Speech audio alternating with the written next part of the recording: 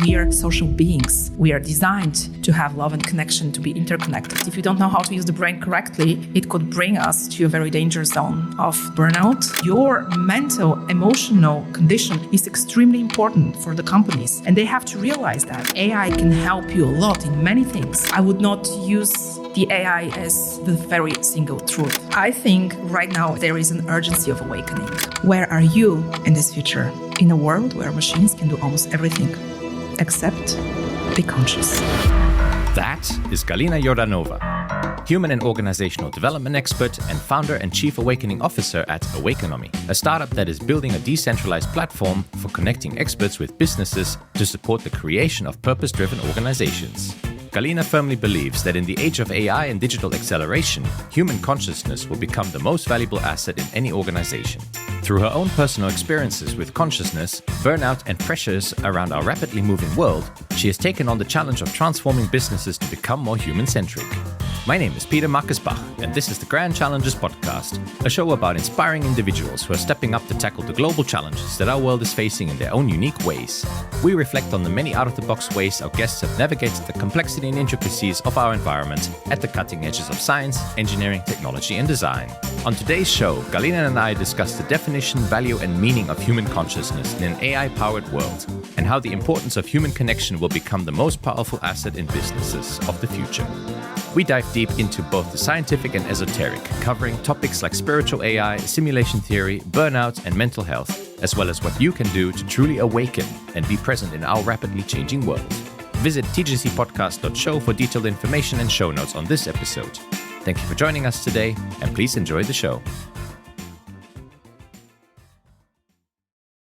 Galina, welcome to the show. Hey, Peter. Thank you very much for inviting me. I'm really excited to be here and meet you with the whole lovely story and now the podcasts. I think it's amazing work what you do. Yeah, thank you very much. And yeah, I'm very excited to have you here because the way we met, which was at Startup Nights last year, annual event in Switzerland, was through a particular quote that drew me to your booth. And that particular quote, which is also the namesake for this episode, is that human consciousness is the most valuable business asset. That's true. In the age of AI, especially. I think I just butchered the exact quote, but we'll get there. That's true, yes. And I'm really very happy that I met a lot of people who kind of vibrate on that frequency as well.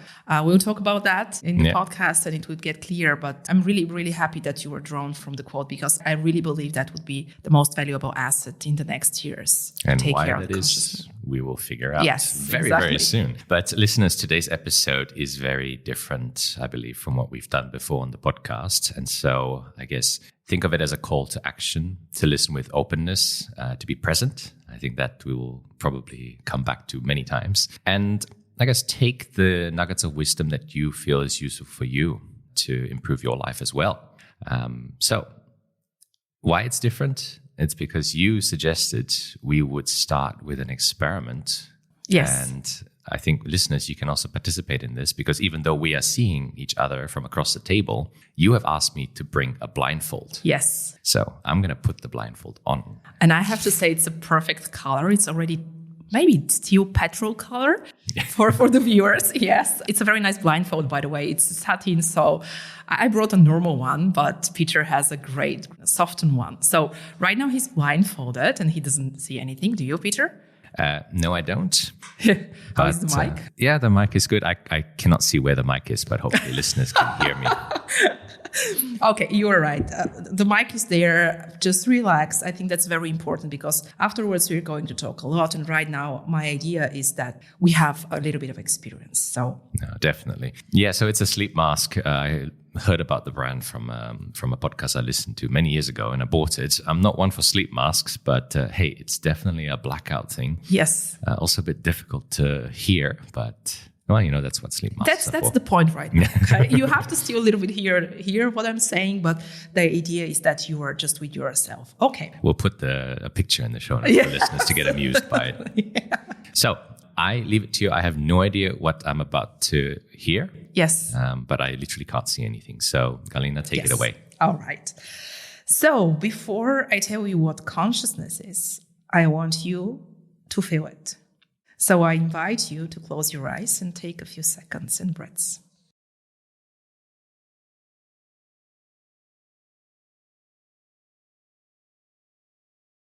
Now, imagine it's the year 2030. The office is quiet.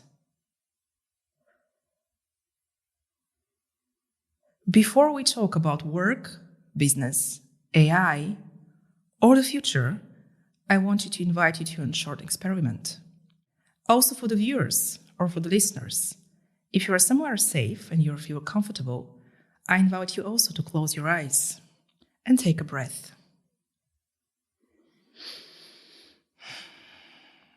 Notice the sounds around you. Notice the weight of your body. Notice that you are here. Now go further in this year, 2030. Everything operates flawlessly. AI is running the show. They analyze data, they make decisions, they write strategies, they run meetings.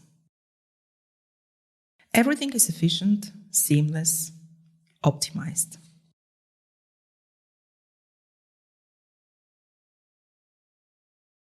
And yet, something is missing. The warmth, the presence, the sense of meaning. Now, I want you to ask yourself honestly, where are you in this future? Why are you doing what you do? And who you have become? In a world where machines can do almost everything, except be conscious.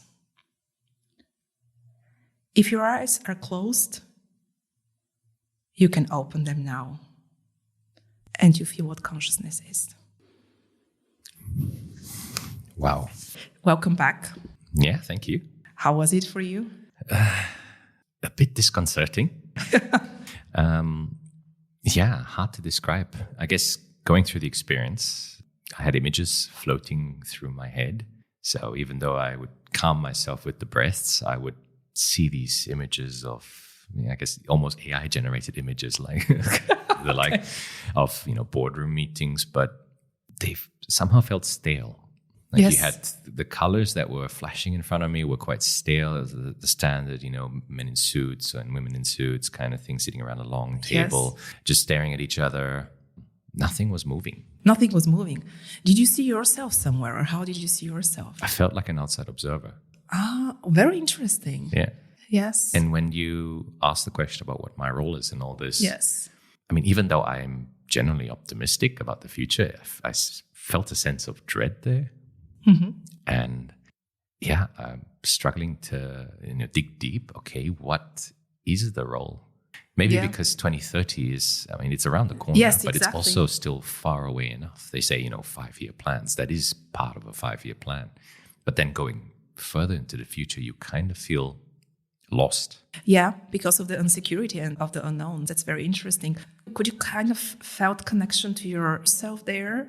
Could you felt you being there present? Like, could you go from this room here where we are recording the podcast really to that moment into the future? Could you disconnect a little bit?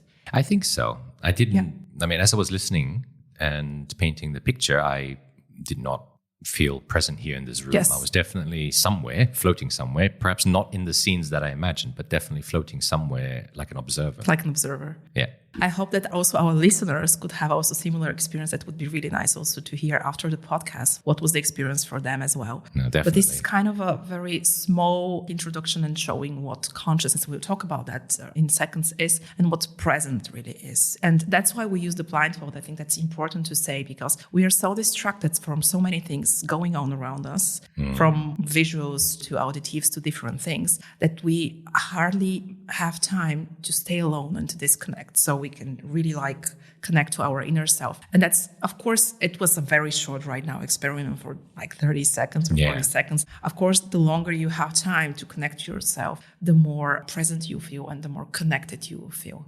We are very frequently distracted by a lot of things going on in our digital world nowadays. So just sitting still for 5 minutes, doing nothing. Yes.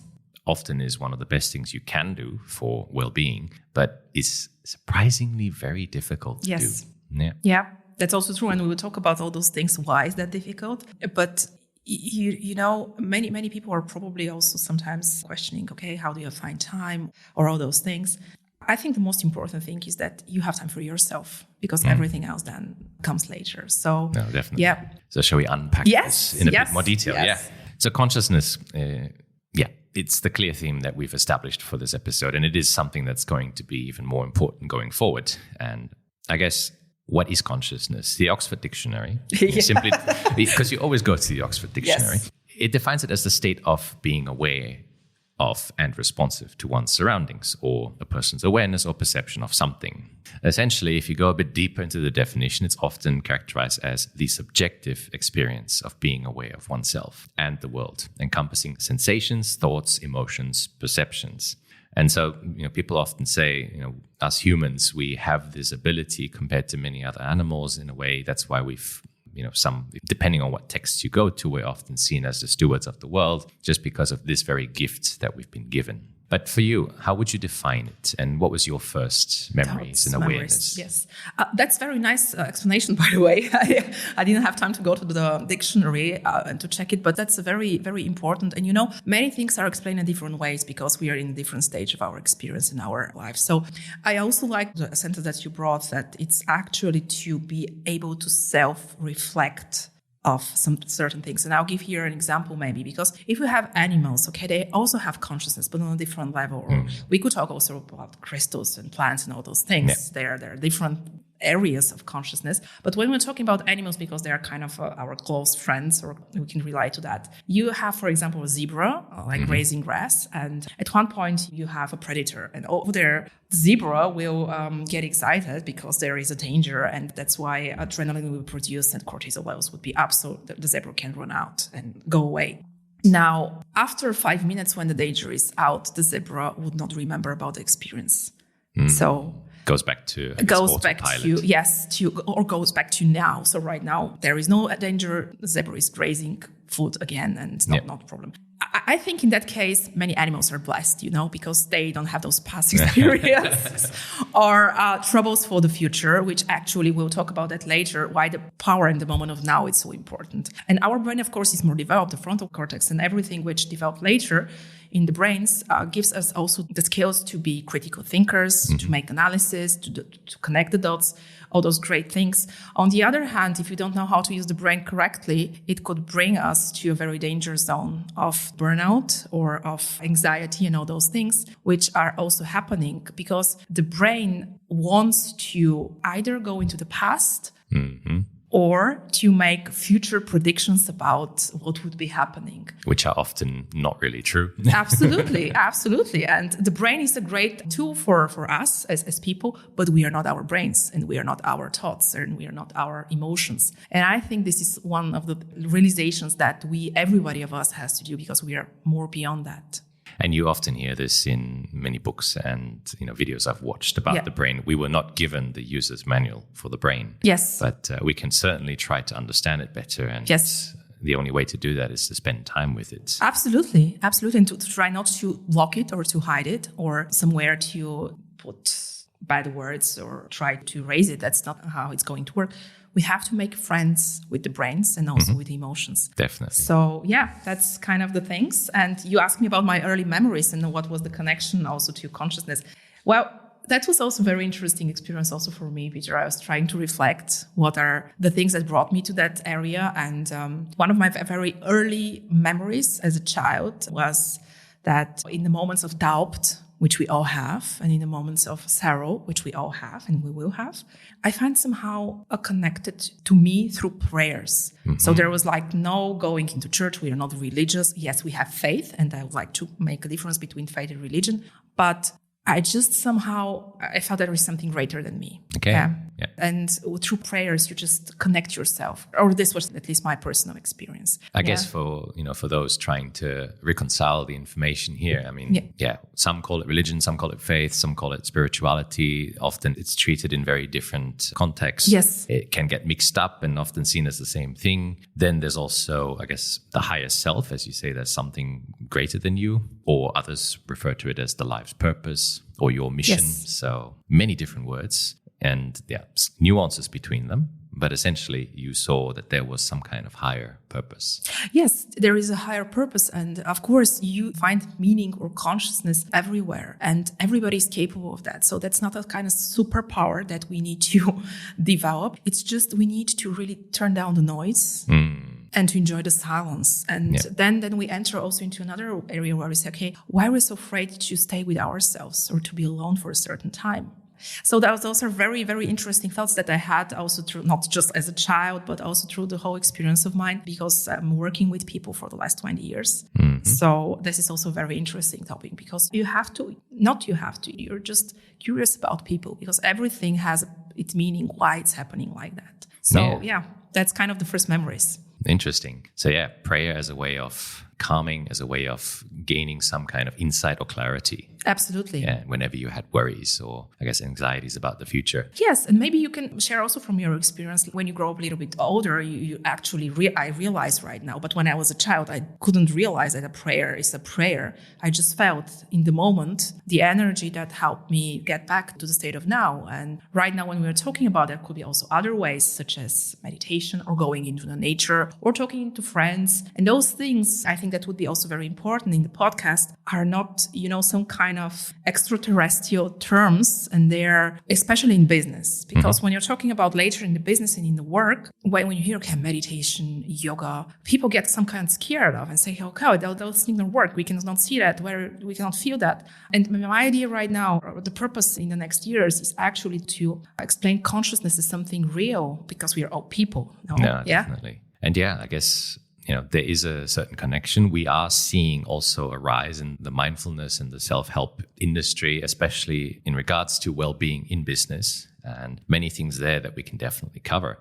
I guess you challenged me to also reflect on my own childhood journey, and also where spirituality, as I would probably refer to it, comes in. And so, as a kid, I grew up in Singapore, so my mom's family, Buddhist. I saw a lot of temples in my lifetime, and I got exposed to the practice, to the philosophy, and prayer was part of it. I mean, I didn't have a religion myself. My dad almost baptized me. That's a story for another day. There was a long story behind that, which is often quite comedic as well. But my parents allowed me to be exposed to different religions in school. I also learned a bit about other religions, but it wasn't something that I followed so much. But prayer definitely was something I did. And I didn't think about it then, but thinking about it now, it certainly had that calming effect on me. Yes. In a way. Also growing up in Asia, you see different kinds of experiences also that sometimes you can't explain. As a child, even less so. Yes. Spirituality then, I think, entered my life a bit later. Particularly in the university years, when you start to feel things and you start to notice things that just make you curious about the world. Meditation being one, starting with mindfulness-based meditation and then increasing your diversity of practices as well. Absolutely.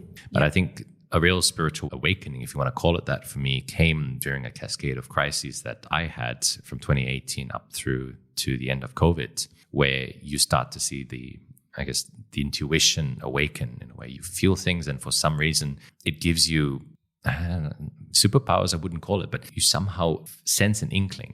But the most important thing is, to not let it scare you, to be open to it. And I think if anything, at a practical level, it's definitely opened up my mind to being attentive and listening to different stories and not judging as much as perhaps I used to do. Yeah. Great. So you have your experience, your way of development. I think everybody does. And I really one more time would like to say, we're not talking about something superficial. It's in our hands, in our heart, in our bodies, in our mind, you name it. And I think the first thing for the people would be that it's not something scary, because it's not scary. And the second point is, normally people would go through awakening when they have a crisis. I like to think that that's also not the only way. And there are also other ways how to awaken and how to be conscious, how to be present before the crisis.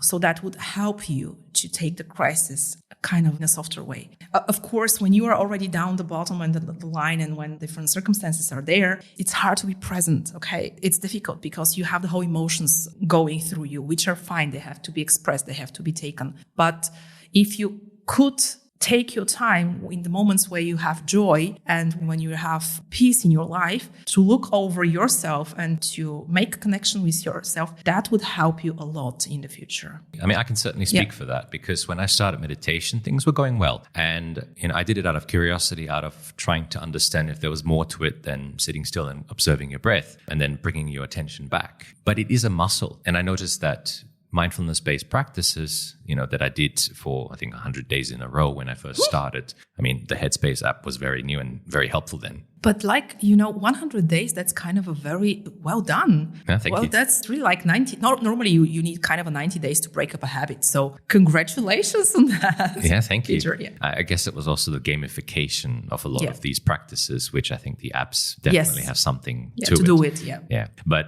I guess to finish off that point, when a crisis did hit, when anxiety did hit, I started to notice that trained muscle allowed me to react less. And in a way, that's really what it is, I feel. These practices and this stillness that you can embrace, it's allowing you to then not react so strongly when things go wrong. It's allowing you to not worry so much when, for lack of better word, the shit hits the fan. Yeah.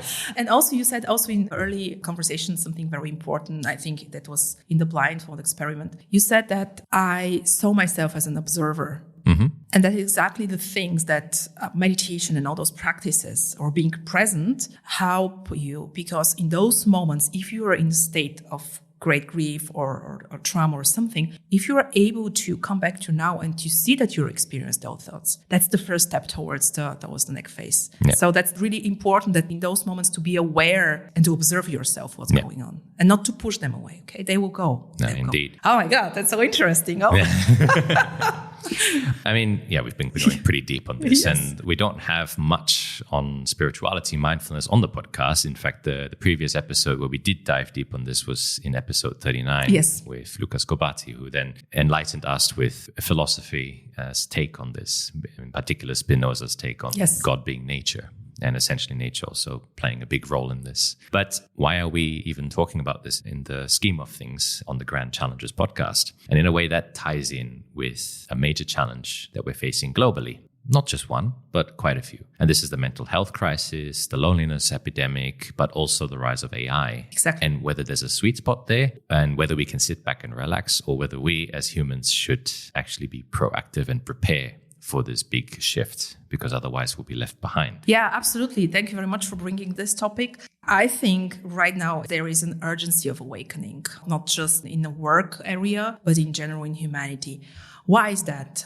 There are different factors. Right now we are living in a so fast-paced environment and time that we experience things that our predecessors or like 1 or 2 generations before would experience for a whole lifetime. You name it, moving like several times from one country to another, having information for all around the world in a second. We are not talking about any delay. Yep. How was it in the past? You would not have telephone, or hardly. You would write letters if you're going 2 generations back. Yep. My grandparents. So they would write letters. I remember also my family when we were, for example, abroad and we have to contact somebody, then you have to go to the post and schedule a call. Or send a telegram, talking about 50 years ago. It was not so far away. And that's why in this moment of now where we are living, the whole AI and the whole automatization is happening so fast. And our role is not to compete this speed.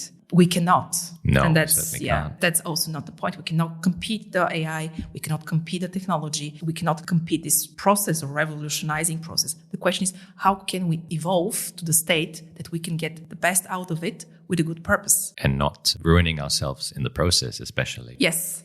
And why do I say that? In the last 5-6 years, the world has undergone some significant change. So, I guess it's comforting for me to know that I wasn't the only one involved in and going through this. But we've had significant digitalization of a lot of the way we do things nowadays. Knowledge is at our fingertips now. It was already many years ago with the internet, but now even more accessible with AI. But at the same time, it seems like people are facing more mental health issues. Yes. WHO actually documented that there's 970 million people back in 2019 living with a mental disorder. So depression rates spiking. And part of the problem is that the way we've been handling these mental health issues has been with medicine that essentially treat the symptoms, but not the root cause. Yes. And yeah, you can see how this has been evolving over the past few years with the rise of self-help, with the rise of meditation apps, but also a lot of these devices which allows you to quantify biomarkers within your body and also like your sleep patterns and things like that. Just to make it even more urgent, I mean, the loneliness epidemic is a term that came up very recently because in a way it was amplified by the pandemic that we had, the COVID-19 pandemic nonetheless. But it's a growing public health crisis globally. Roughly 1 in 2 adults in the US alone reports experiencing loneliness. And it's not just a feeling, but it's a serious widespread condition linked to increased risk of heart disease, dementia, stroke, depression, and premature death. Some people have compared it to the equivalent of smoking up to 15 cigarettes a day. Oh my God. Yeah. I didn't know those. Oh, whoa. Oh, that's scary. Yeah. And just to make it even more pressing, the issue. So WHO also reports that more than 720,000 people die due to suicide every year. It's the 3rd leading cause of death among 15 to 29-year-olds. So we're not seeing this in elder people. We're seeing this in those younger who people.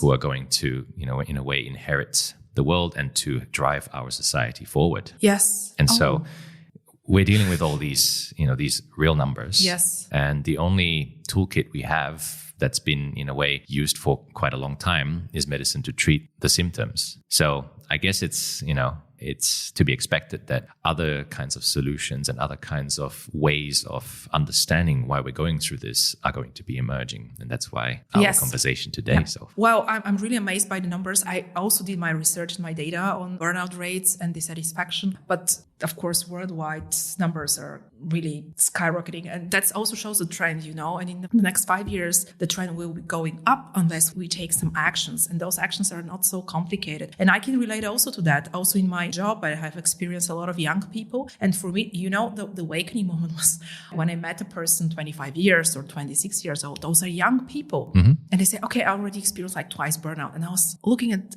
the people or the young people and ask, okay, do you have a war or are you starving or do you have to take care of the whole family behind you? Because that was in Switzerland, and we have to be honest, in Switzerland we have a pretty safe environment and many of the things are provided. We don't have major difficulties in supplying food or water yet.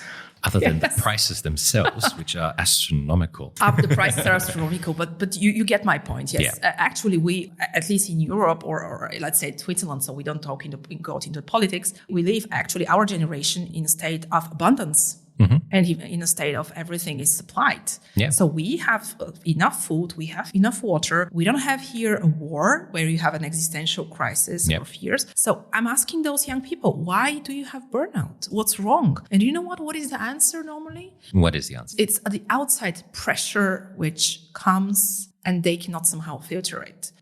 And I think that happens because most of the young people, they will define themselves through, the years of puberty. So from 12 to 19 and to 20. So over there, you are going as yourself or me. We all know that age. You're going through self-discovery, who you are and what you like or dislike. So this is a very major age for the younger people. And with the whole social media, I'm not talking against the tools. Every tool could have a good purpose or a bad purpose, depending on the consciousness of the person who is using that. So if you have the social media and posting all those external validation of who you are, and you take this as your real self-image, that's not the way. So that would lead to dissatisfaction and disconnection because you are comparing yourself with an external validation of somebody else's experiences. That is true. Adding to that, it's on the one hand, you seeking external validation, but on the other hand, seeing the flowery side of everyone's journey. When in fact, that's what people will show outward. Yeah. And regarding those things, what are shown, we don't have only positive things. People would like, of course, to share positive things, but that could also create kind of a pressure towards the viewer that there is only those things in the world. And we are not talking about the perfect world. We are talking about the real world, which sometimes is kind of omitted in all those social media things. That's why I think younger generation with all those technology and all those speed have a lot of pressure that you have to deal with. And one of the things that would help them would be to first get a real connection with themselves. And burnout, as you mentioned, is another buzzword that is floating around. It has been floating around in pretty much recent years, but people also use it quite flexibly. I have certainly used it myself. So it makes sense to look at the actual Yes. definition of it. And it's really defined as a state of severe physical, emotional, and mental exhaustion from prolonged or excessive stress. And I can certainly relate to that. I think many people will say they're not stressed, but do have some form of, chronic stress or maybe longer term stress that just eats away at them. Often it results from work, but also from caregiving or relationships. Yes. And it leads to feelings of being overwhelmed, cynicism, helplessness, lacking motivation, reduced productivity and energy. Yes. Well, that's a lovely explanation. And I do agree that when we're talking about burnout, we're not talking about a one situation of stress. We're talking about a longer period. I'm not the doctor myself. I don't want to put kind of a medical explanation, but I would also consider a longer exposure to stress could lead to burnout. Yep. And it's not only the work being burnout, because we as people, we have 3 dimensions in our life. We have our health, which is one of the core pillars that we have. We have our relationship, love, friends, and we have also our work segment where we want to really to express ourselves. So it's not necessary to be only on work, even though on work is getting a little bit, more verbalized, because we have the facts such as people going on sick leave, social security, and the insurance is paying back the companies. So over there you can quantify it. But when we're talking about home burnout, because you said relation could be also a very big part of the whole burnout phase. Yes, that's true. Being in a toxic relationship with somebody or taking care too much of others, that could also lead you to that area. And yet burnout is actually a cry for help, because the body and the mind cannot take it anymore. Yeah. And so lots of challenges that we've illustrated. But I guess you've already told us the story of how you came across consciousness in your childhood.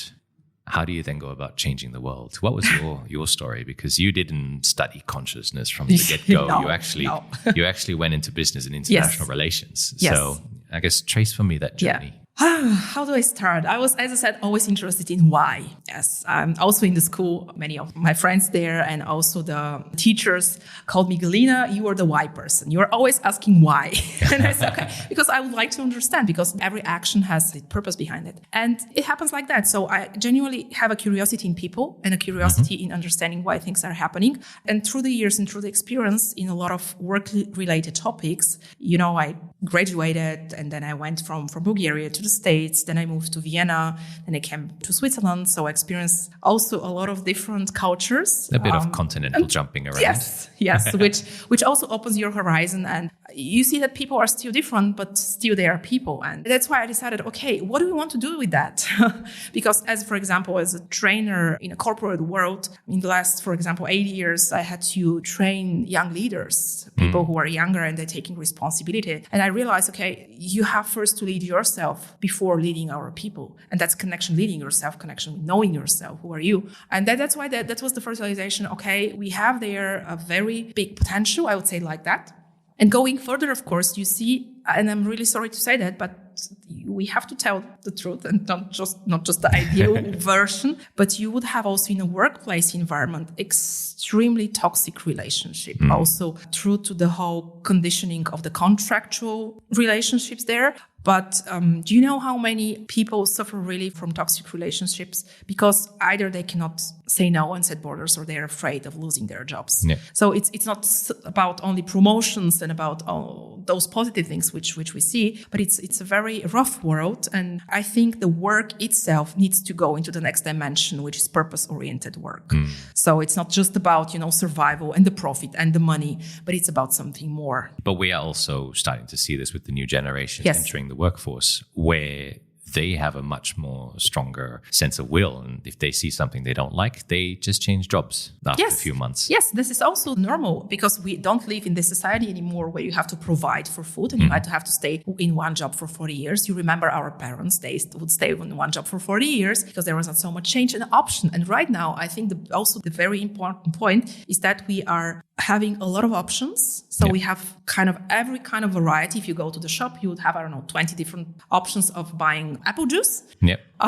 At least. True. Yeah. Imagine that 20 years ago, 30 years ago. No, there was kind of scarcity. And now we are going to so many choices that people get lost of what's important and what is not. That's on one place. When you don't have to fight for your food anymore, you like to take care of your soul. And I think there we are going to Gen Z and the younger generations that would like to experience more in terms of work-life balance even. Yeah, flexibility, traveling the world, sabbaticals, all those things which for our generation, for older generation were like, no, you're loyal to your employer, to your work, you stay there, I don't know, from 8 to 8, all those things which I'm not saying those are bad or wrong, I'm just saying it's changing and work has to adapt also on the demand of the newer generation. On the other hand, also the newer generation has also to learn how to work with the system. To work with the system, exactly. So it's a balance.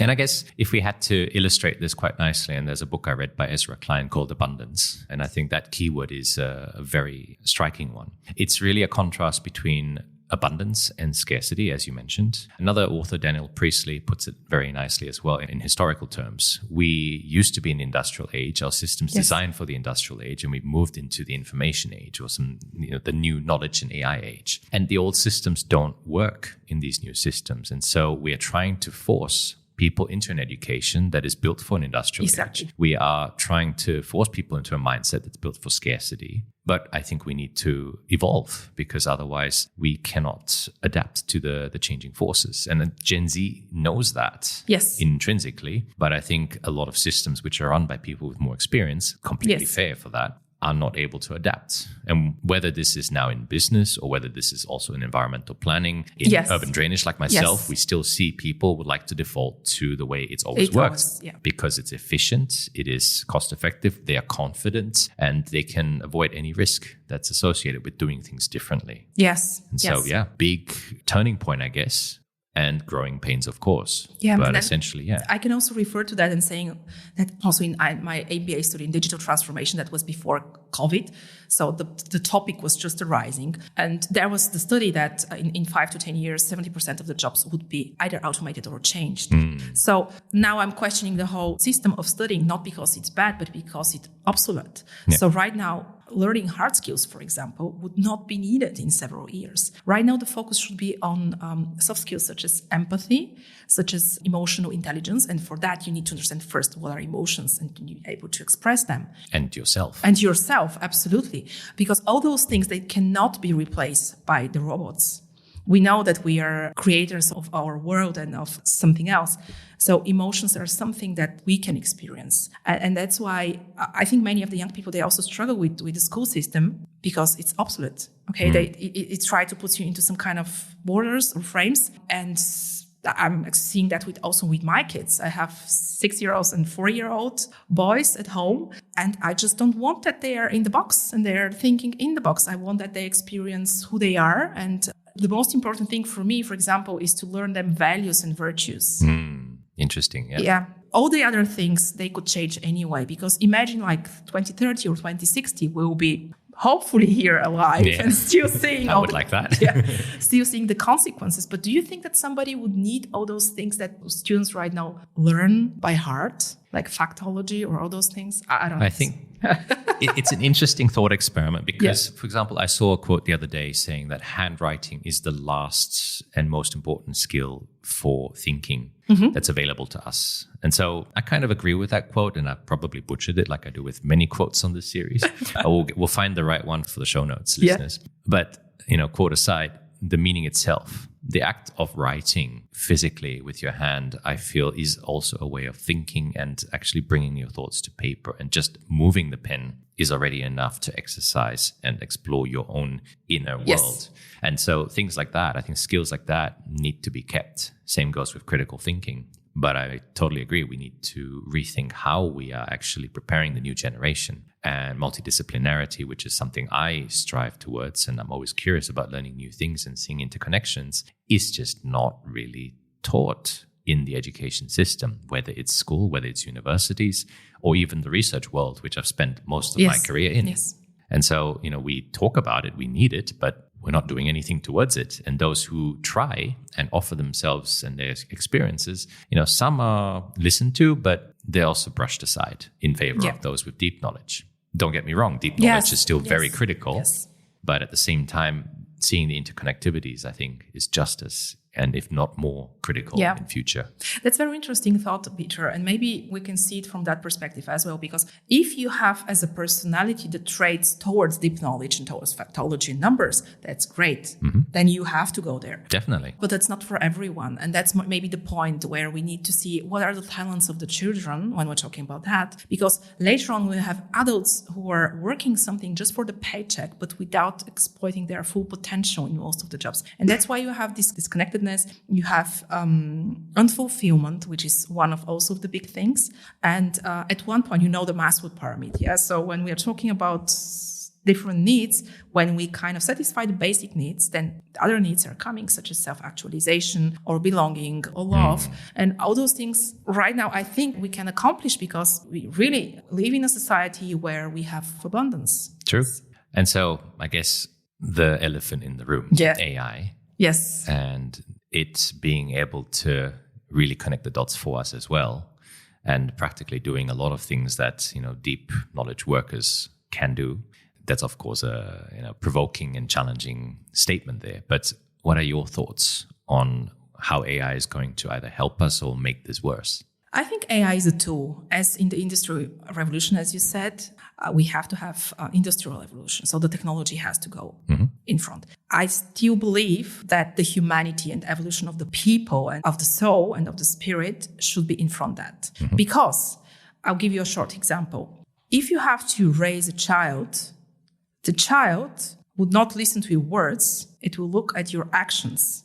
So you will feed the child or the dog or whatever with the energy or with the level of consciousness that you have. Yeah. Now imagine that you yourself are not so interested in those things and you would prefer to develop the child or the dog into more negative parts. What will happen? The child or the dog will inhabit those traits. So this is kind of a very rough example, but my thinking on the AI is the same. We need a technology. We need still those things. We are not going back in the 1920s or whatever. Yeah. That's helpful. That's needed. The question is, with what kind of consciousness are we using that? Because the AI can help you a lot in many things and can also do many manual things and help the people to discover their potential for creativity or for something else and take off of the boring stuff, which has to be done anyway. So over there, the AI can help you. But if you take the AI as your absolute information source, who is telling you who you are, then we are going in a totally different direction.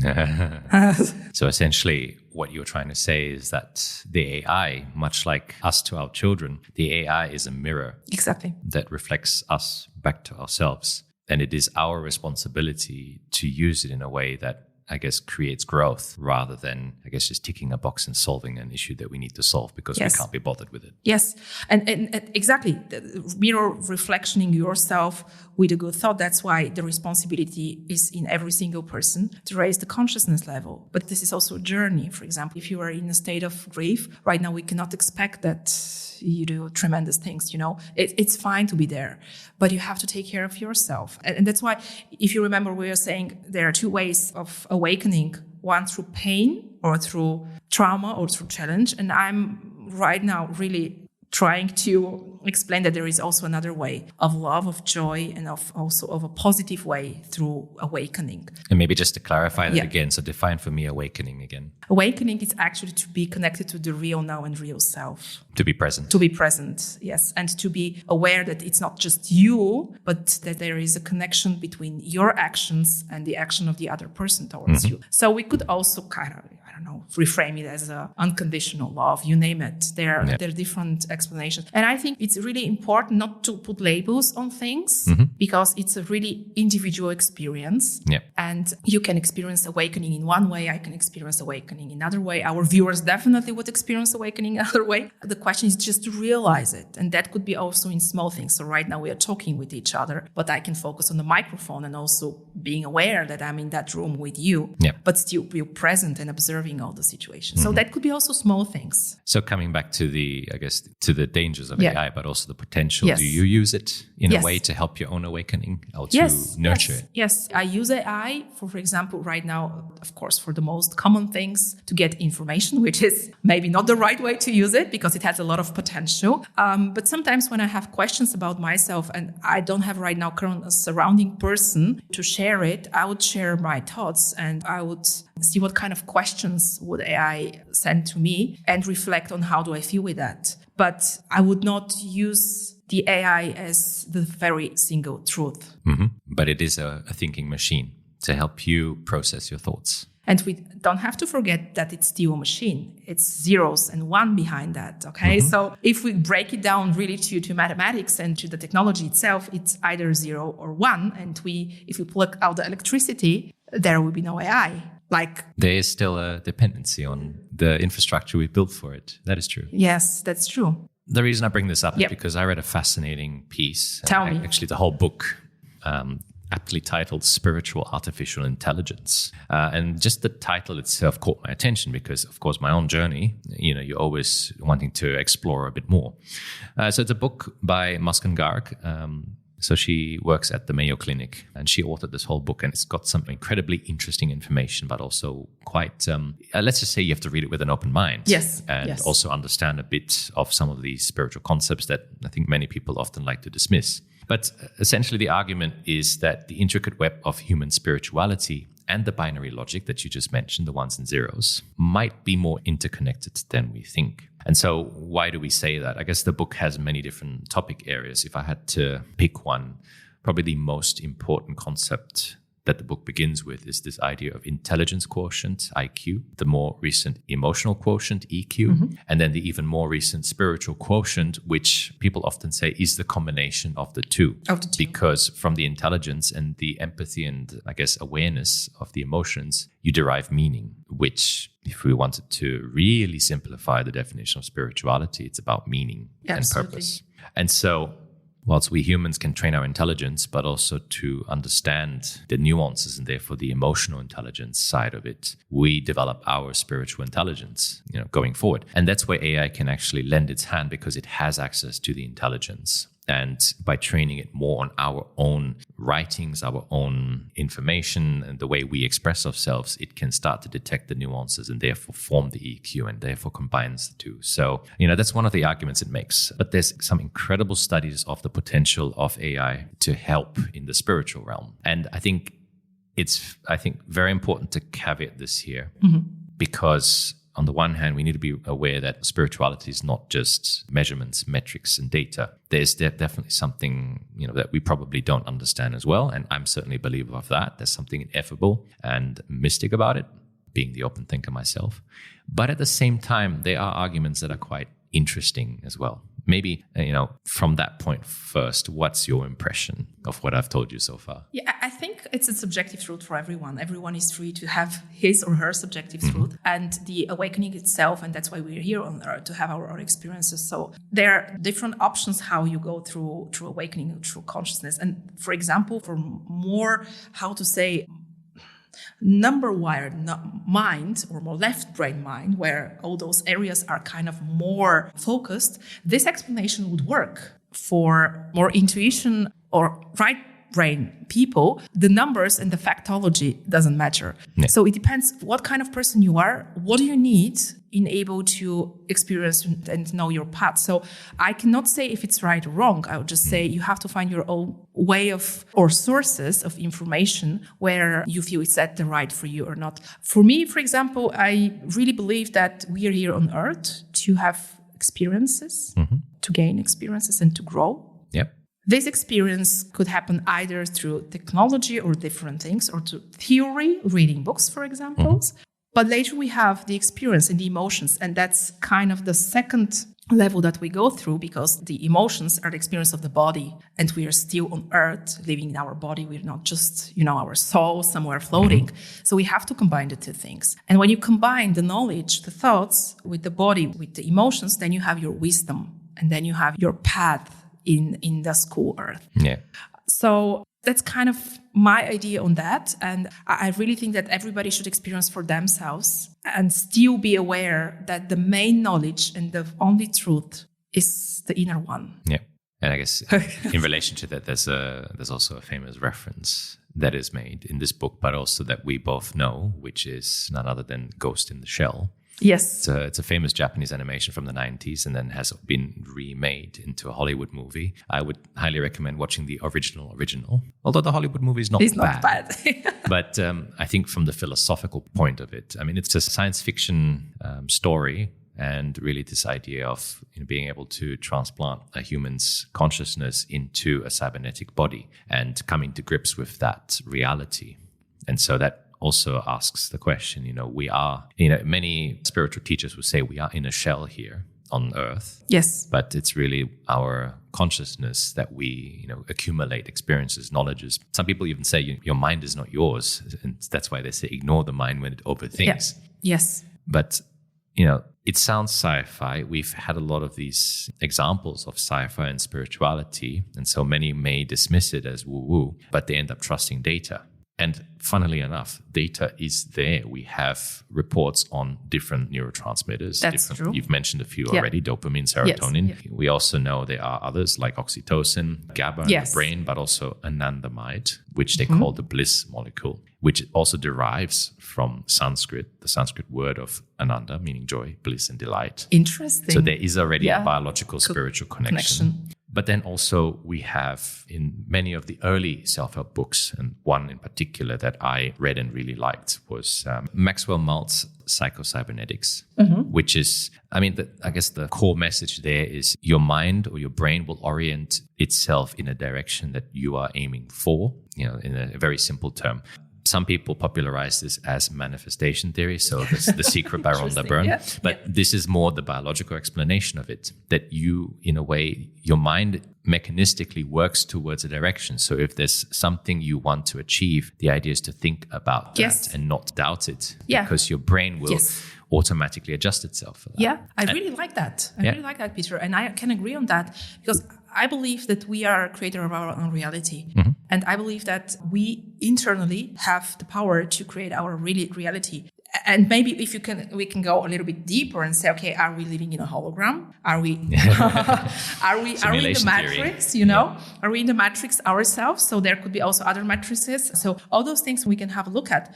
I really connect with you. And I know that in the quantum mechanics, for example, you have also the theory of the tangible and intangible elements. So over there, it's actually scientifically proven that if you have two atoms or if you have two molecules, you name it, I'm not really sure about the right term, and they're interconnected, when you separate that, one can influence the other simultaneously. So we are talking about influence of your state to something else which is connected to you simultaneously. So can you imagine how that could work? And going back also to the thesis that having positive thoughts, not just about positivity, but also experiencing as it's our reality could create another better reality. I really believe in that. I really believe that in the future there is potential only. And, to bring it back to, I guess, the tangible for the listeners as well. Yes. These kinds of theories are also captured in books. One in particular I see on a lot of business experts bookshelves. Yeah. In fact, this quantum theory thing, Joe Dispenza being one of the names, but there's another one also by Vadim Zeland called Reality Transurfing.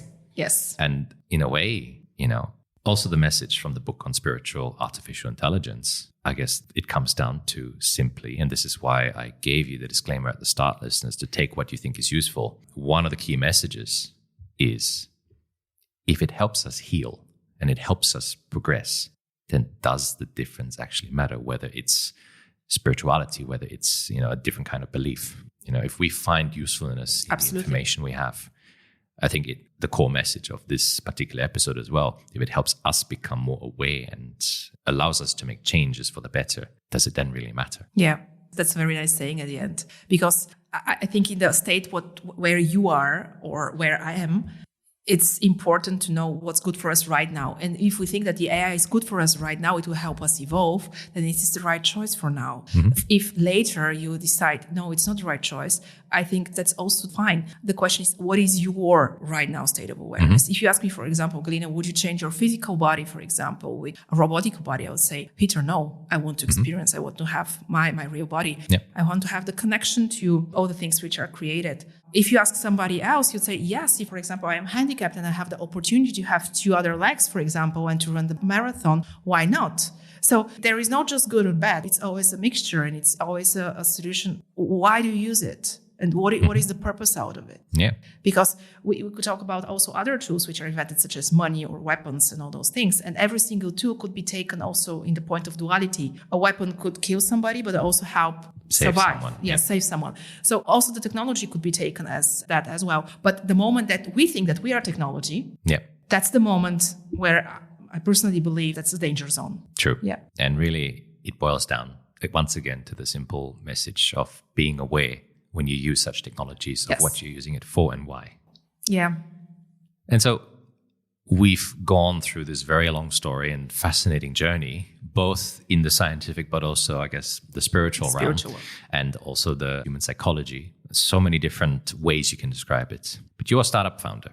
And from your own personal journey, you founded Awakenomy. Yes. Tell me about Awakenomy. Thank you very much for that. And Awakenomy comes from the next level of my view or of in general view of work. That's why awakening economy. So the idea of connecting awakening and purpose with the economy itself. Because we as individuals, we can always have an option to book a seminar or to go to personal development training or to go to India, for example, or to Bali. My idea is what is the role of the business and of the work in that area? And here, due, of course, to the whole experiences of myself, I said, okay, I want to contribute to something bigger and something greater, which is connected how work supports awakening. Because imagine how much time we spend in work. When we're talking about 40 hours or 42 hours. In Switzerland, it's 42. That's 42. It's a crazy number when you think about it. It's 42 hours. So you have 8 hours per day, 8 hours of your life going into work. And if those 8 hours are not fulfilled, purposeful and meaningful, then it's just a waste of time. And I'm saying, why cannot work be part of the whole awakening process? And why cannot companies help their employees evolve? So imagine in the 60s, 70s, we have the whole Agile revolution with the whole Agile manifesto. So over there was a big quantum jump, if I can say that, in the awareness level. Now we have the whole influencer economy or creator economy right now. Everybody is expressing himself individually with his or her needs. That's also great. And then I believe the next wave of revolution would be the awakening revolution, which has also started. We said that in the last years, there is a bigger wave of people awakening and questioning things. That's why I think that in the next 5 to 10 years, if companies cannot go to that direction, it would be hard to maintain humans. And humans. And also from my professional point of view, I don't want in 5 years from now to have those podcasts with robots. True. We're seeing far too many AI-generated podcasts now. I mean, I did the mini-series and, on purpose, I ensured that even if I was using AI-generated hosts, that we would comment, we would critique, we would be aware of how well they do. So that's why the mini-series, go check it out, listeners, last year that was published on this podcast was really a bit of comedy, but also a serious critique of where we're at. And I guess a cautionary tale of what might come in future. Absolutely. And when you rely that to the data and to the facts that you said in the beginning of the podcast, loneliness and burnout and suicide rate. Now, if we are having all the AI-generated context for all our emotional stuff and we kind of minimalize the human connection, that we lead again to the same things, that will not lead to something else. Because we are social beings. We are designed to have love and connection, to be interconnected. So the AI can help, of course, with different things, with the automatization, but still we don't want, Peter, to have in 5 years those conversations with the AI, because you don't have the presence that we both felt in the beginning of this podcast. Indeed. And that reminds me of that experiment we did at the start, and also the dread that I felt that if I was not connected to someone else in the world. And so Awakenomy you define as a decentralized community and purpose-driven awakening economy. How does that look like, and how do you approach trying to address this challenge? So you said some of the books that are important in the area of consciousness. There are also other books which I have also brought here for us. Spiral Dynamics, a wonderful masterpiece for organizational development and consciousness through the generations. Don Edward Beck and Christopher C. Cowan. Exactly. And then we have Frederick Laloux, who is kind of a masterpiece in reinventing organizations, going to connecting the evolution of humans or of people. Back from the years, from scarce survival to the different other levels of consciousness. And he applied that for organizations. So those were kind of my inspirations part where I said, okay, that's amazing where we have to continue. We have also another great works, which it gets more into spiritual part. So I said, okay, let's take this and let's make it a little bit tangible for the companies. So all the companies invest in people. We don't say they don't invest. They invest. On the market, there are a lot of different trainings which sometimes end up on the profitability. And we want to create the new culture or the new awareness of the companies that the profitability or the control is not the ultimate goal. There is an evolution also in the companies as well. So that's why the idea was to create a marketplace where coaches or awakeners with already elevated state of consciousness prepare different trainings or products, such as breathwork, all those new things which are coming to help something you. I got into recently. Yes. Do you have okay, I'm really curious to hear your experience about breathwork, because that's a kind of a new thing in society. A quick tangent here, but I got into it recently and it was something quite fascinating. I mean, of course, I try to find a space where I can do it because I think my wife gets a bit freaked out when she hears me breathing. But you feel differently after doing it. And it's really the body-mind connection where you're using your body to then improve your mental well-being, or to at least take something that's maybe been dormant in terms of stress and bring it to the surface. Now, imagine that practice in a business environment before a strategic workshop or before, internal workshop, then you do a quick practice. And this is part of the work culture. Interesting, I believe that could bring to a lot of results and to promote not just people, but also the whole business itself going to a higher or a more consciousness state of being. You see companies introducing these kind of mindfulness programs. In fact, not just companies, but also groups within them. So we had Mashal Yazdani on episode 42. Yes. 40.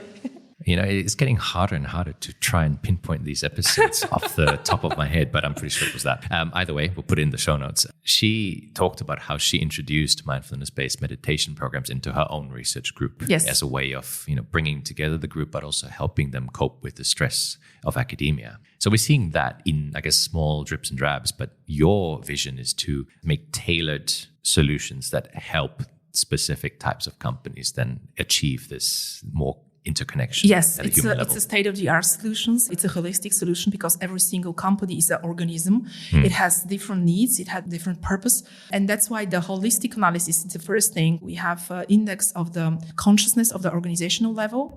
And when we analyze at what level is the environment, then we see what kind of practice or what kind of trainings or what kind of methods do we need so we can go to a purpose-driven culture. But sometimes it's very hard because the business itself, it's not ready. When we're talking about numbers wide the world, we're talking about 3% of the companies operating in higher consciousness level, meaning Patagonia, for example, one of the companies, Southern Tomato. So those are companies who already have adopted this kind of culture. And what is culture in the end? Culture are the people inside a company. So the more elevated people, the more awakened people you have, the more awakened culture and the more awaken output would that be. So that's why I'm saying that's not for companies who would like to make more profit, because the profit is not the ultimate goal. The goal or the mission should be collaborating and cooperation in creating added value. The profit itself comes as a byproduct when you are aligned with your mission. Often true, because people working there will feel more satisfied. They will improve and want to grow, and as a result, productivity increases. Absolutely, that's a by result. Yes, but do you know how many businesses are just on the survival level, and how many businesses are on the KPIs and profit levels? Tell me. Very much, and especially here in Switzerland. I don't want to say something bad about, but in the businesses of banking and insurance, the stress, the pressure, the social expectations, they are so high that I think it's very needed. And imagine going into a bank or a classical institution where they have practices for those things. And I don't understand why you as a person have to be different at work than you have to be different at home. You're still the same person. You have different roles. I understand that. But still, imagine that you have your breakdown, or I don't know, your spouse died, or you have a cancer, or all those severe conditions that you have, and you still have to perform in the company. That's not working. That would not work. No. That's not working, and that will not happen. So your mental, emotional condition is extremely important for the companies, and they have to realize that. And it's not just the people down, but it's the whole hierarchical pyramid that we have. And I said that also before we have our podcast. But on many higher CEO positions worldwide, we have a lot of narcissists. We have a lot of psychopaths, sorry to say that, because their performance level is so high that they cannot compete with a normal person, because they're already, actually, when you look back into the cause of that, that's connected with pain most of the time. Crazy. Yeah. And that's why the idea of Awakenomy is to create a new awakening into business where those things can be first shared, because the first step towards something is by realizing it.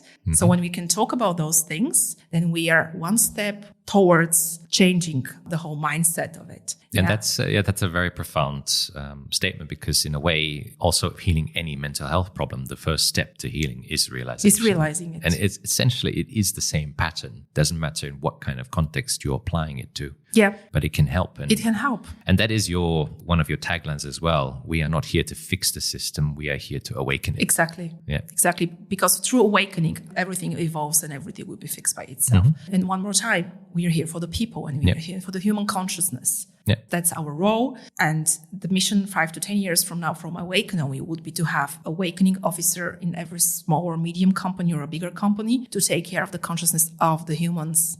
And that was actually something that amused me. Your title is the Chief Awakening Officer. Yes. I find that quite fun.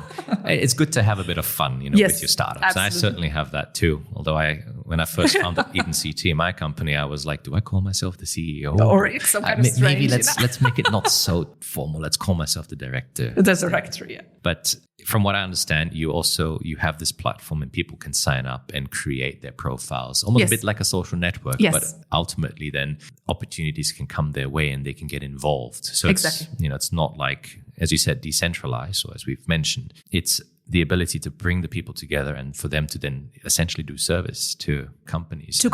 Bring in their experiences, their awareness into the company. Into the companies. Because you find the perfect fit between the culture that currently exists and what they need and what the people can provide. Yes. And I can give you a very small example. When you want to learn how to play the piano or how to play tennis or how to learn a new language, to go to a teacher normally, or you download the app. But the app or the teacher is better than you. Yeah. Because you need to learn from somebody who is better. And I don't want to put that into better and worse in terms of assessment or in terms of putting labels. Maybe we can say this person has more experience in that area than you do, and you want to learn from this person. And exactly the idea of Awakenomy is like that. We want to have coaches and trainers who are already in that area of awareness where purpose and meaning is the ultimate goal for them. Yep. So they can help companies go into that level as well. And currently, there would be a big challenge because, as I said, business and companies, they operate mainly in the financials area and the profit area.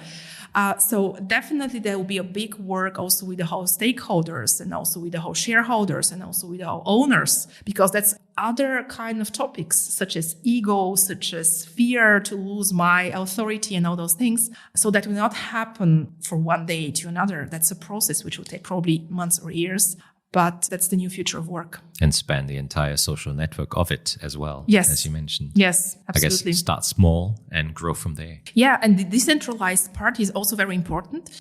We don't want to have the power and the authority in one single person or the shareholder who is connected also with money. I don't believe also in equalizing performance, people and money. Those things for me are separate. Yeah. So that's why we decided we will use blockchain and we will use decentralized system in the future to have decisions. So the community can take decisions and can grow on itself. It's not about me or it's not about one single product. It's just about how we want to evolve in our work environment as community. But a conscious choice of digital technology to support a human effort. Exactly. And if you ask me, Galina, are you going to use AI?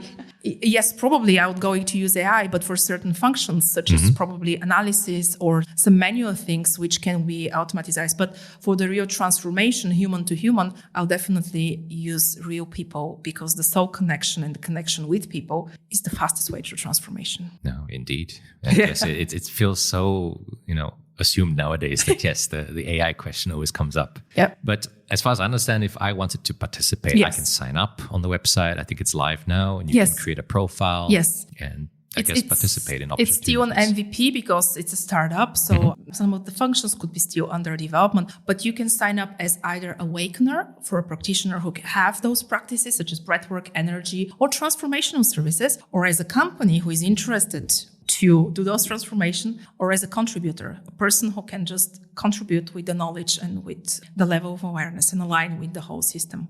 Sounds a bit like a dating app. Yeah. Where you can, a dating app for the soul. It's a relation, yes. Yeah, that's a very nice word, by the way. Yeah. Oh, very cool. And so where you're at now in the startup process, you trying to raise funds, or you just trying to create the community at this stage? I understand the website launched very recently. Yes, it launched very recently and it's still under development. But that's how startup works. So I don't have the pressure right now to make everything perfect, because it's not possible. And the idea is just first to have the experience and to have the community gathered, because that's the first most important point. And afterwards, of course, as I said, funding and money, they'll come. I'm not afraid of that. I know that they will come, and I know that's going to happen. And I don't want that the money is the main factor driving the whole ecosystem, because it's contradict the whole vision and mission. Yes. No, indeed. But I guess, with a community, you've essentially validated the idea. Yes. And people start to open up to it. And I think it only takes a split second, and eventually it starts exploding. I hope so. And I really hope that the business will not take spirituality and breath practices as a taboo anymore. And they will start to invest and put more resources into that as well, because otherwise you don't invest in your people. And as a human person, as an HR person, I know that humans run the system. Yeah. And they have so much talent. People are amazing creatures and they can create everything. So that's why this is the mission that I want also the business to understand, that we need to take care, not just on the body, but also on the soul of the people or of the employees within work. And it's not so scary. Indeed. At least it's a bit more tangible. Yeah, exactly. And you can open up to it more readily. Yeah. I mean, in comparison to a lot of the topics we covered today, I don't know if we've already scared off half the listeners, but look, if we had to give them, a piece of advice of what to do with the practical overload of both the ineffable, the mystic, and the scientific, and the business knowledge we've conveyed on today's episode, I mean, how would you advise listeners? I've said my own words, but how would you advise listeners to take in all the information we've discussed on today's episode so far? Take it slow. And Peter, we are not here to introduce a new theory or dogma or whatever. We are here to share our experiences on the things that we experienced. So the listeners can listen to themselves and say, okay, is that for me right now or not? And if it's not, it's totally fine. There is no push for anything. But if they say, well, that resonates somewhere with my understanding of some things, maybe not with the exact words or maybe with something else, then it's great. Then we did our job. And with that, I'd love to ask you more questions. Yes, I'm open so that listeners can get to know even more about you and, in a way, what drives you. Some have already been alluded to, but let's get into it. That's great. I'm ready. And so in your view, innovation stands at the forefront of startup culture as well. But what does the word innovation truly mean? And how has it shaped the way you approach challenges and opportunities in your work? I think innovation is just thinking outside. It's very simple, outside the box. Okay, when you're stuck and you are stuck in your daily situation, your brain normally thinks in the box. So when you have a moment to connect to yourself, then the innovation or the higher information comes through you. That's why I think innovation is a part of every single person. We can do innovations all the time. Can I ask you if you think this is true? Like the shower moment. Yes. When I'm showering and all of a sudden it just strikes. Exactly. That's a small innovation. Because I think people can relate to that. Absolutely. As a means of your higher self passing information to you, or your intuition, or whatever you want to call it. Yes. Or small ideas. For example, you're stuck in the moment and you don't know, and then you just leave it be. And then at one point there is an idea, okay, I can do that and that and that. And that's small innovation. And when you put that into practice and or a bigger frame, then we can call it innovation. But those small ideas or shower moment, as you said, great example, practical one, those are small, how to say, like blink in the system and connection with the more aware self. I suppose it's the shower, because it feels like nowadays we bring our phones anywhere, including driving the car, which I definitely do not advise. Please do not do that, listeners. But in the shower, unless your phone is waterproof, you wouldn't take it in there. No, that's true. And it's the moment where we can be with ourselves. I have another moment that's from my husband. I hope he doesn't mind. He said that the brilliant ideas comes also in the toilet. Yeah. But that's true. You are with yourself. There is no distraction. I try to avoid saying that, but yeah. Sorry, but it does happen. I do agree. Yeah, everybody does, because you're with yourself. Yeah, and there is no it's your own space, and that's why you're kind of free. You have no obligation for nothing, no thoughts. It's just like innovation can just pop up because it needs space. It can just from pressure to come up, and you just have to listen to it. Yes, listen for it. For it. Was there a key moment, book, person that completely changed the course of your career or mindset? We've already gone through some books, but perhaps revisiting them or other moments. Yeah. Yes, that's also I was reflecting on that recently, and I remember 2 great trainers, mentors in my career that I had the great opportunity to meet. I was a young leader myself, visiting training seminars. I like 2 great trainers. They're like not such a big name in the world, but there were like those moments where there was reflection. And I felt connected. There is just more. And those 2 meetings that I have with those people, there were group sessions. They helped me realize that I want to do that as well. So that was for me, the reflection. And I believe that we meet such people all the time who kind of helped us and train us or reflect us if we have the eyes or the ears to see and hear them. So those 2 were definitely very kind of significant part, like to take the journey of a trainer, because I didn't want, as a young person, you don't know what to do, or you're searching for opportunities. So they definitely helped me to establish, okay, this is my role and that's what I want to do that. And there was also another moment, of my work experience where I was in a culture which was toxic for me. Maybe not toxic in general, but toxic for me. Yep. I didn't feel myself well enough, but I didn't have the courage, for example, to take the decision. So I was always waiting and hoping, because hope, it's a very powerful thing, but it can also drain you. It's also dangerous, yes. Yes. So that was the moment something happened which was not according to my understanding of value or of the way that I want to be treated, or it was just right for me. And then I went home and I didn't sleep the whole night, of course, because you digest those emotions and it's normal. Okay. It's normal, yeah. You also have those things. And then I remember I was, it was in the midnight, and I said, okay, what stops me actually from taking the decision? Mm-hmm. And then the brain says, okay, you have mortgage to pay, you have 2 kids, you are in the matrix, blah, blah, blah.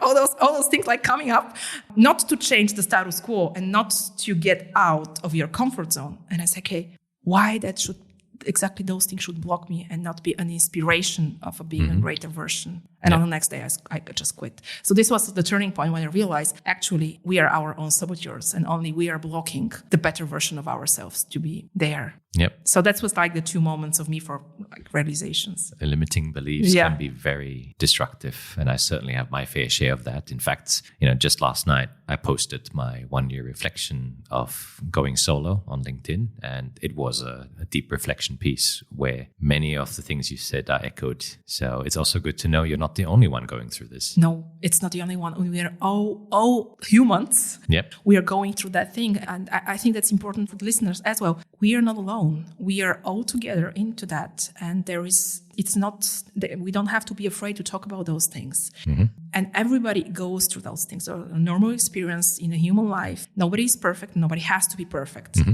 So this is kind of a very important, and I think sharing is caring also from the other side. Definitely. And we can talk also about the burnout itself. I didn't go through burnout in the work, but I also went through burnout in being a mother with all those exhaustion. And I can talk about those things. And I think that's very important, in today's society when everything has to be perfect. No.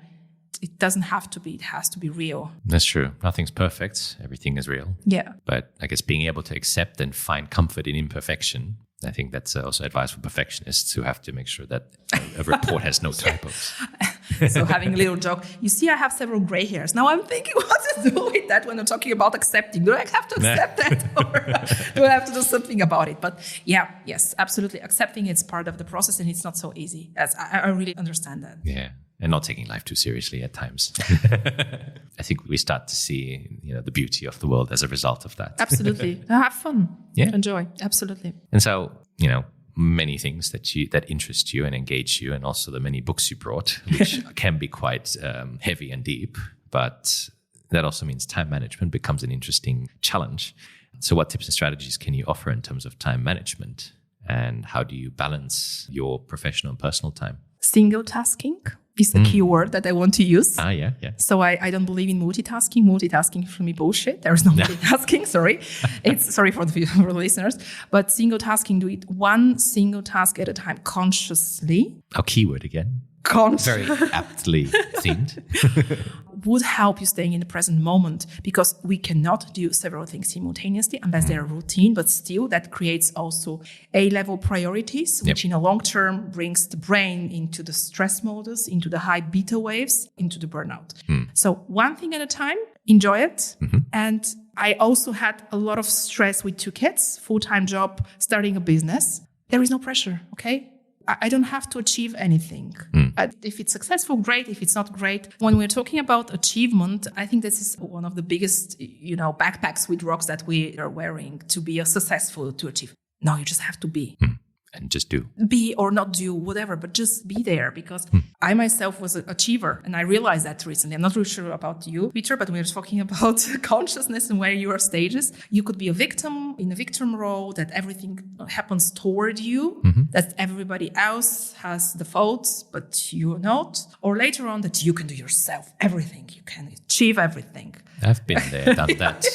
But I think sometimes it takes one or two or few iterations in anyone's journey to realize that and think differently, change perspective. Yes, absolutely. And this happens for me as well. So I was achiever and I'm also going to achiever mode a lot of the time. And I realized that that's the difference, that I realized that and I say, okay, Galina, slow down, breathe, let it be. Because the more focus you put into one problem, the bigger it looks. So just leave the flow, leave the words, make it its work.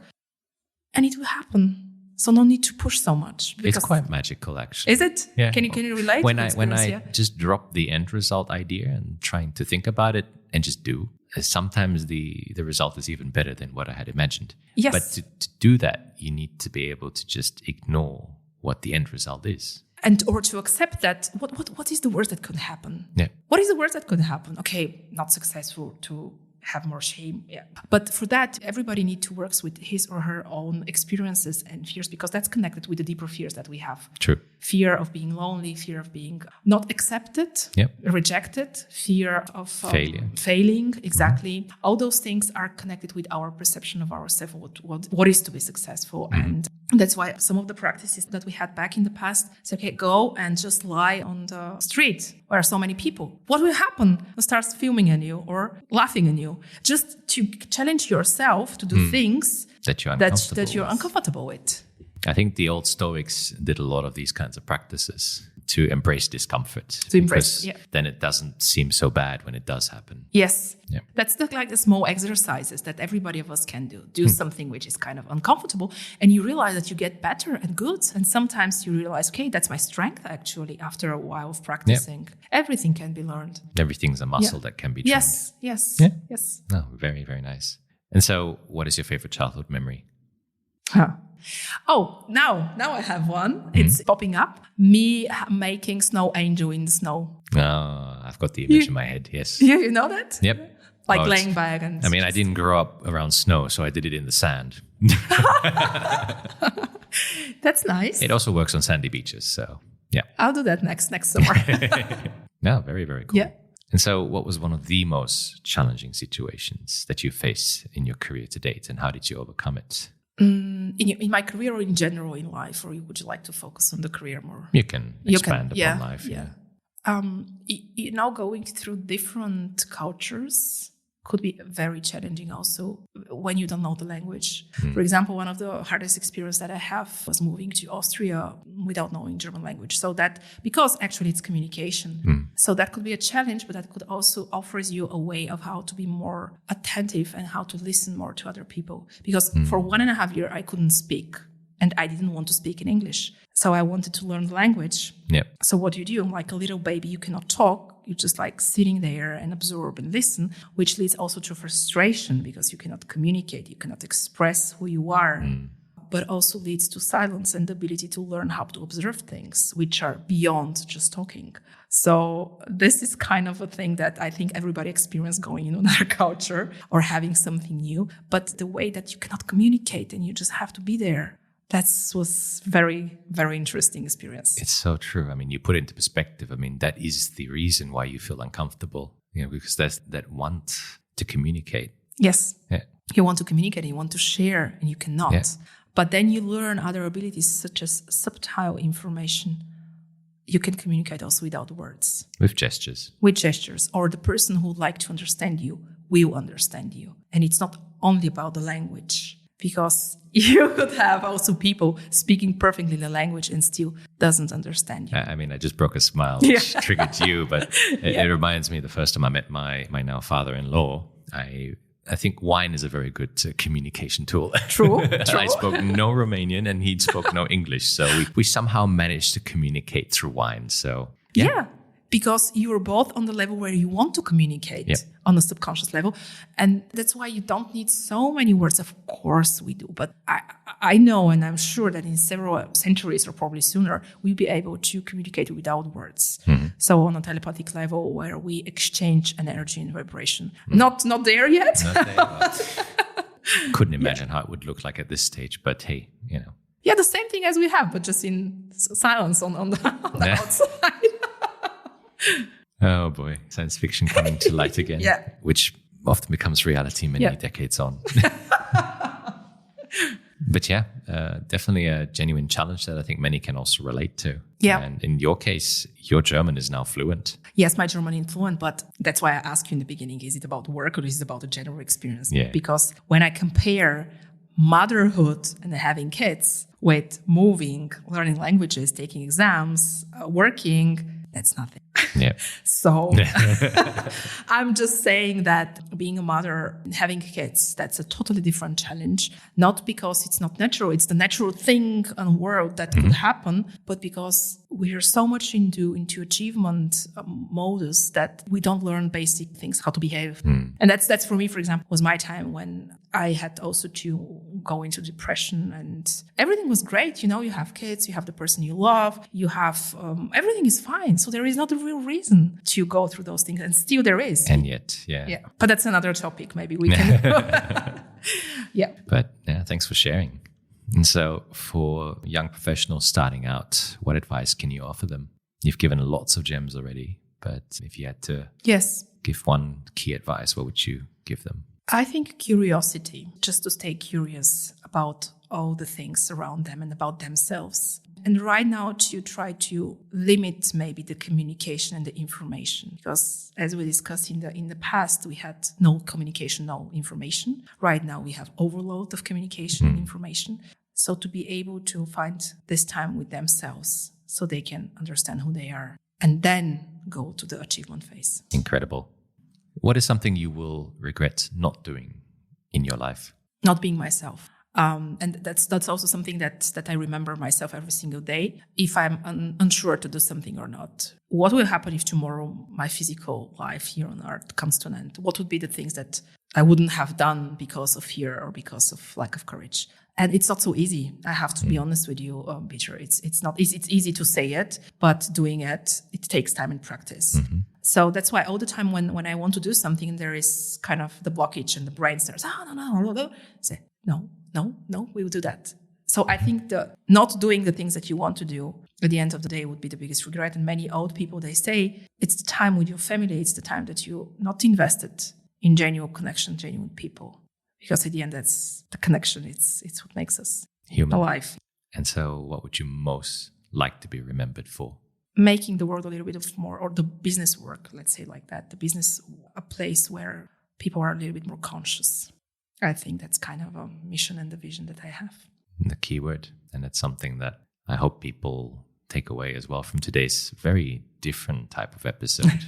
But I think, just bringing a little bit of consciousness, or even just presence, if you want to call it that. Yes. Just looking at your hand as it touches the mouse or the keyboard.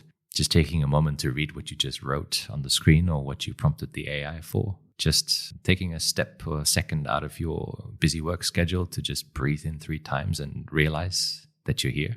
And I guess to appreciate that we're here and the experience we're having. I think if listeners can do just that, and if that's all they got from just what we've discussed today, that's enough. It's already a start. But if people want to know more, where can they find you, Galina? Everywhere. Everywhere. You're omnipresent. Omnipresent. Of course, the normal channels such as LinkedIn. I myself don't use social media yet. Mm-hmm. So LinkedIn is, of course, the website of the Awakenomy. In person would be, as you said, the best way. We not always have the time. In brackets. But of course, the website, the LinkedIn are kind of the easiest way right now. And I'm really thankful for technology for doing that, because this help more people get connected quicker. And of course, I would invite everybody who'd like to visit the wonderful Switzerland, Zurich. Yeah. We can meet by the lake. Perfect. So we'll put that in, as well as many other notes and book recommendations and links to everything we discussed in today's show in the show notes. Absolutely. But thank you so much for coming on, for agreeing to do this, and for, I guess, opening my mind as well as the mind of our listeners with a very broad and different topic. It certainly challenged me to, really go deep and reflect myself. But I really appreciate your time on today's episode, Galina. Peter, I want to thank you. I'm a little bit excited now, but you can hear that. I really want to thank you because meeting you on Startup Night, so it's not a coincidence. It was already pre-planned. Predestined in another future reality. But really, really thank you for giving me the platform for that. And I think that you're doing an amazing job with the podcast. And also thank you very much for doing that, and also giving the opportunity of so many interesting people to share their views and their experiences on different things, which helps us all be a little bit more better and take care of us as humans and the nature itself. So in general, I find, and I told you, I know that you are the next big podcast star. No. Not because of anything else, but because you're doing this from heart. And I think I feel that. I think all your guests feel that. And I'm sure the listeners will feel that as well. So thank you also from my side. And I hope that I could really kind of catch the attention for another perspective. And I'm very curious as to what our listeners think and what they felt listening to this episode. But thank you so much for your kind words. And like I do with every guest, I always give my guest the final message. So from you to the listeners, one last message for them to take away from today's show. Dear friends, dear humans around the world who are listening, remember that we are here for a purpose. We are here to awaken. And awakening happens through being present, being now. So thank you very much. And I hope to see you soon. Thank you very much. Thank you, Peter. And that wraps up our eye-opening, wide-ranging and existentially loaded episode with Galina Yordanova. For more information on the spiritual and the scientific, definitions of consciousness and other terminology, or well-being and awakening tips for your day-to-day, check out the show notes for more information over at tgcpodcast.show. And as always, thank you listeners for tuning into this episode and for your feedback and support. If you're enjoying this show, I would be incredibly grateful if you could share this podcast with your family, friends, colleagues, and even fellow awakeners. Follow this podcast on Spotify, Apple Music, and other podcast channels to stay up to date with the latest releases, or be part of the conversation on Instagram at TGCpodcast_official or our LinkedIn group. If you're curious about me or my work in general, you can also check out my website or social media. Head to petermbach.com, my YouTube channel Peter Marcus Bach, that's Marcus with a C, or Instagram at petermbach87. Give me some feedback or suggest a future guest so that I can keep improving this show. The podcast intro and outro song is called Starsky by Alex Kieran. Stay tuned for our next episode and next guest to hear how they are tackling the grand challenges.